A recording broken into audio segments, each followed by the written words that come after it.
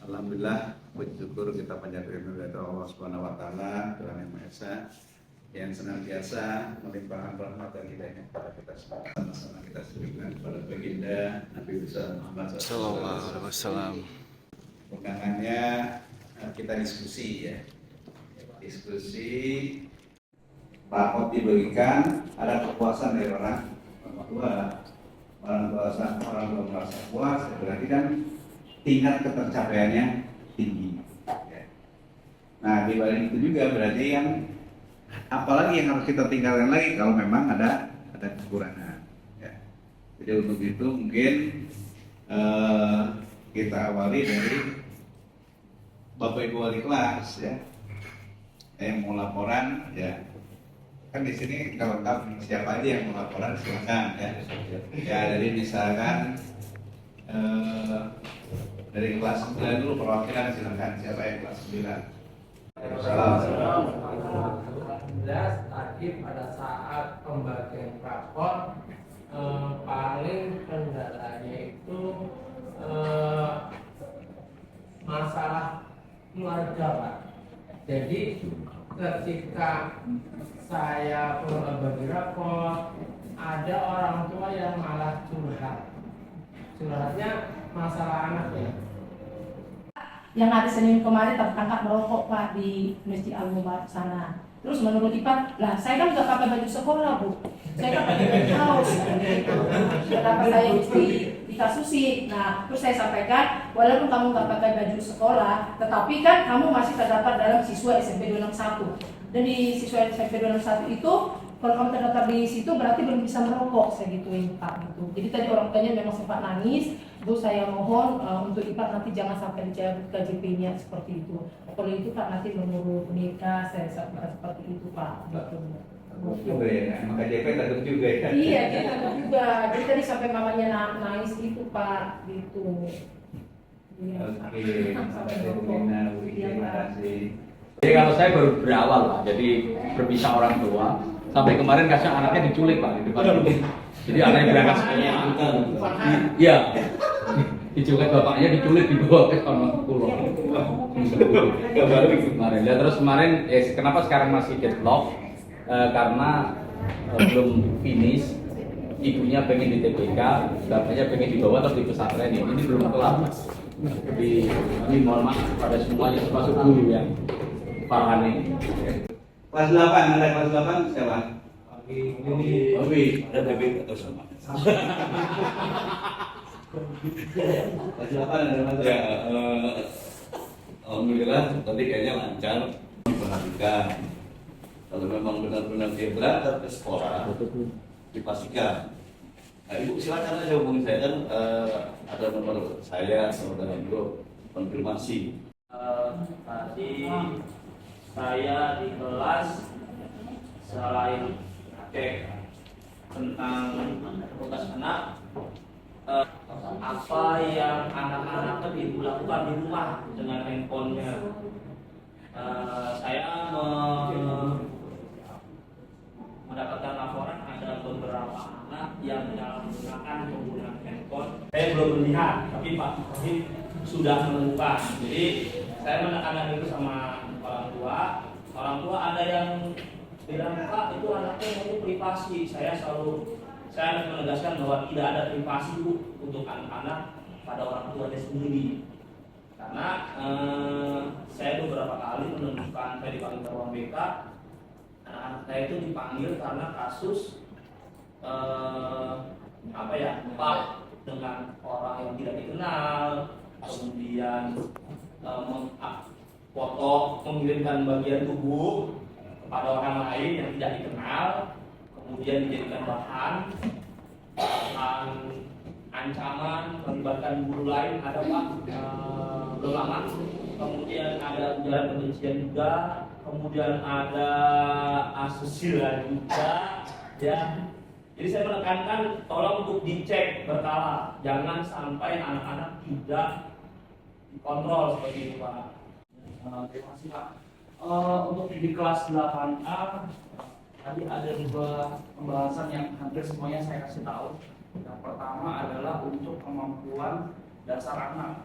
Jadi ternyata setelah saya lihat nilainya, setelah saya ranking untuk putra di kelas saya yang masuk 5 besar cuma 2 orang Pak. Selebihnya selebihnya yang laki-laki itu 20 ke bawah. Nah berarti memang benar di awal dasar membaca dan menghitungnya lemah. Yang pertama ada yang pernah operasi tumor di bagian mata Pak.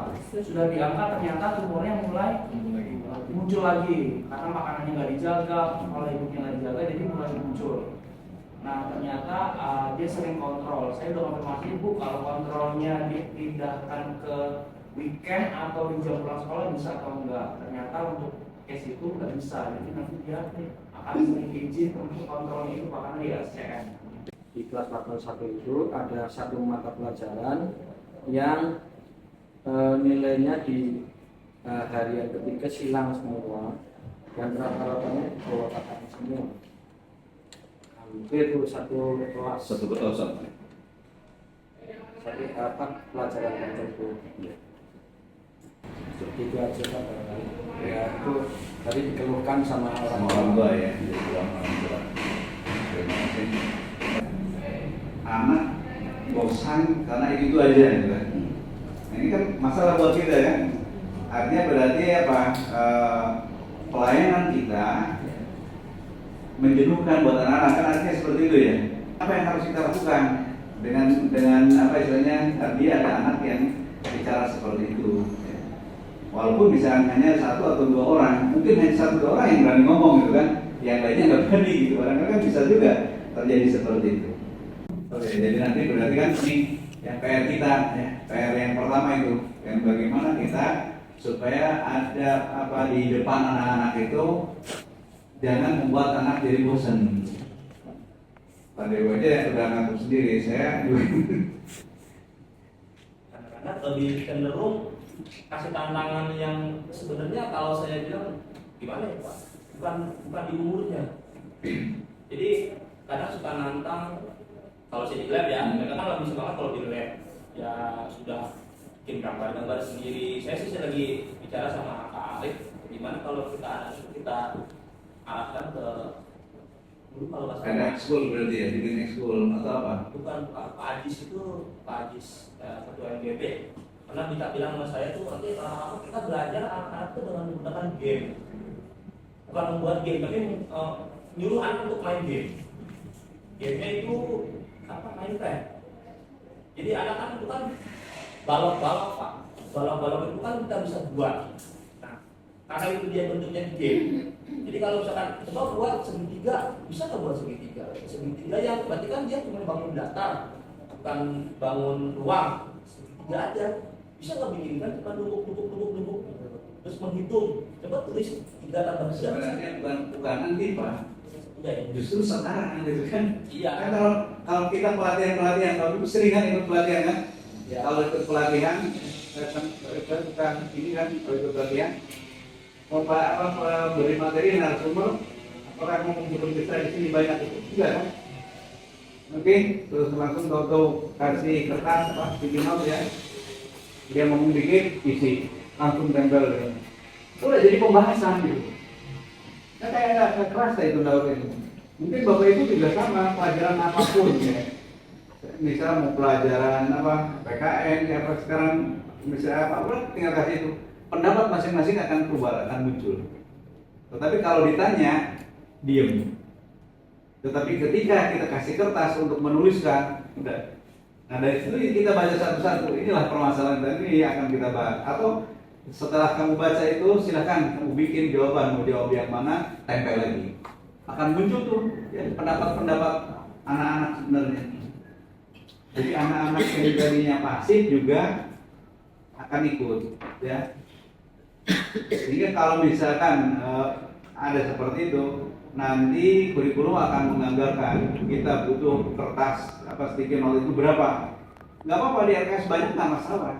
Kalau dipakai. Ya. Kalau nggak dipakai buat apa? Ya? Setiap Bapak Ibu masuk ke kelas bawa 1 gitu kan, udah sebar. Gitu. Atau kita bawa kertas plano. Ya. Jadi ruangan itu semua adalah sebagai media. Ya. Makanya emang kitanya harus banyak belajar dan apa istilahnya penawaran alat belajar. Saya dalam pikiran saya secanggih apapun kalau gurunya nggak mau nggak berfungsi ya, nggak berfungsi. Sekarang misalkan kita ada apa, ada Canva, ada apa segala macam.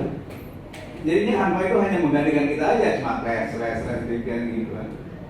Nggak menarik jadinya.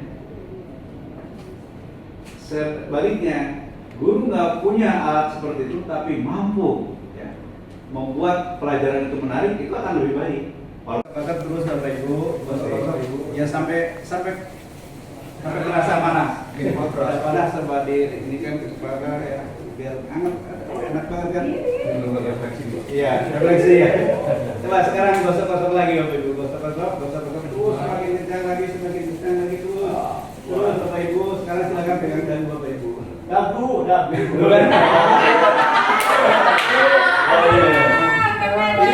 Ini menunjukkan bahwa perintah itu nggak didengerin. Yang dilihat adalah Visual, Pak. Kita tipe visual. Sekarang visual Pak. Iya. Jadi sini Bukan itu tapi kan? pegang dagu. Saya pegang ini. Bapak Ibu itu. Ini menunjukkan bahwa contoh itu akan lebih baik dibandingkan dengan hanya ucapan ya. Termasuk misalnya anak-anak, ayo jangan terlambat. Kalau kitanya masih terlambat, apa coba anak-anak gimana? Jadi yang lebih penting adalah contoh kita. Ya. Bajunya dimasukkan, kita yang pernah dimasukkan. Suruh pakai baju yang rapi, kita yang nggak pernah rapi. Gitu. Mencontoh terus. Jadi artinya apapun harus kita contohkan. Ya. Makanya saya berusaha bagaimana apa yang saya ucapkan itu saya lakukan. Ya. Jadi ini Bapak Ibu ya. Jadi kekuatan contoh itu lebih kuat dibandingkan dengan omongan.